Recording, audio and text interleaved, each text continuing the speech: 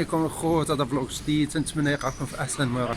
ان شاء الله الوالده غادي تجي توصل بعد ساعه، وانا غادي دابا غادي نسجل لكم كلشي اللي غيجرى. وهاد السلسله غنبداوها بالقدوم الوالده اللي غنسمي هاد السلسله سلسله مول الحبيبه. غادي تزور عده اماكن ما كانش تظن انها غتمشي ليهم. هاد السلسله غنبداوها من المطار وغنلهيوها في دول اخرى. بقاو معنا تجارب، اماكن وفرصه ممتعه. سلام ياسين، كي دايره وليدي لاباس عليك؟ بخير. حنا جينا ودخلنا، حنا قاعدين كنتسامحوا وقربنا ان شاء الله ندخلوا. اول مره ندخل المطار، تبارك الله حاجه مبارك. كنخاف باش نركب فيها، كنخاف بزاف، ولكن عندكم علاش تخافوا. كنتمنى ان شاء الله اللي ما عمرو نركب فيها يركب فيها. زوينه بحال غاديه في الطريق، ما تحسيش واخا تيقولوا على الاولى غادا تخلع وهذا ما تخلع، ما جرى ليا والو، عاديه الحمد لله والشكر لله. كنتمنى اللي ما عمرو يركب فيها يركب فيها ان شاء الله، وما يخاف والو، مرتاحين. اللي شاربين ديال الطواليت، الناس مؤدبين بالوالدين والضيفات مؤدبين، يعطيكم الوقت يضحكوا معاكم، الحمد لله.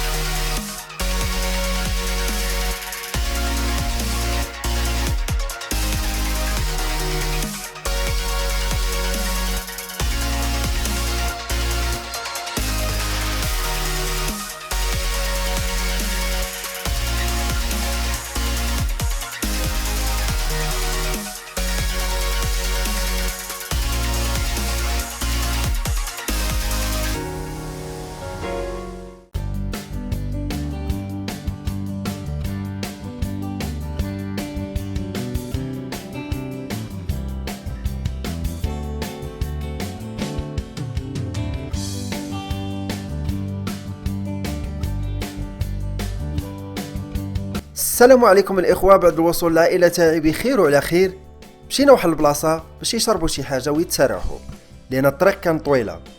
استغرقت الطياره من المغرب ولا من مراكش لكوبنهاغن 4 ساعات ونصف، لان خدوا الطائره مباشره لكوبنهاغن.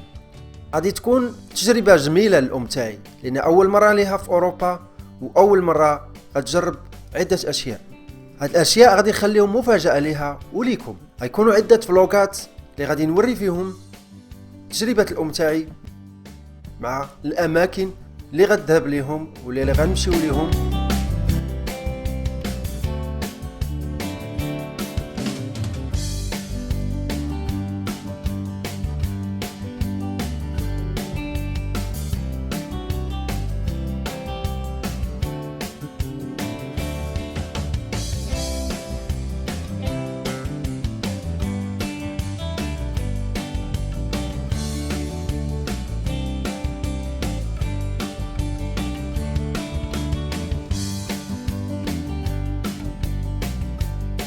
الطائرة انطلقت من مطار مراكش في الساعة 11:45 ليلا، وصلت المطار كوبنهاغن في الساعة 6 توقيت المحلي، لأن الدنمارك زايدة بساعة على المغرب، ولأن الإجراءات تاع المطار تتاخد هي الوقت.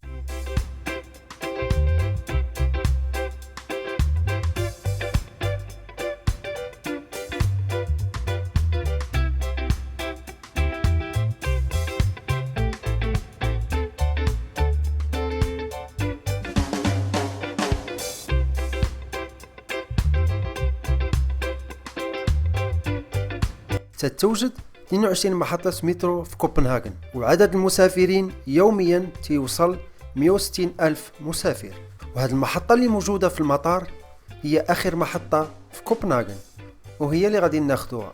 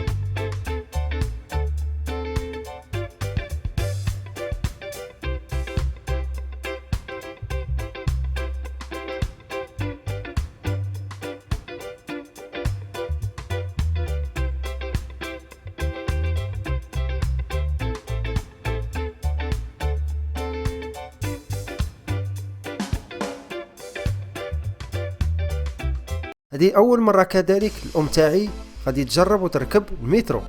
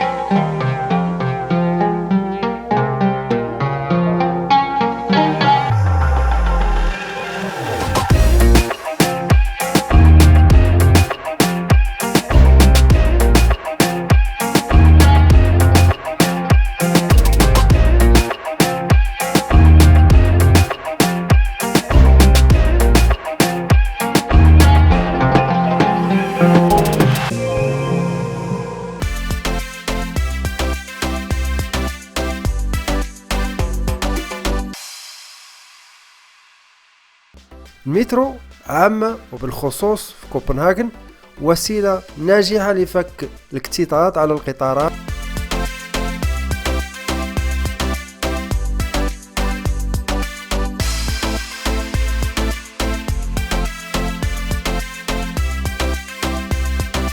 هذه أول مرة زيارة الأم تاعي لأوروبا، غادي تكون عدة مفاجآت وغادي تزور عدة أماكن ما كانش تظن تمشي لهم. في الأول غادي نحاول نعرفها على المجتمع الاسكندنافي والمعمار تاعو، وبالطبع نتوما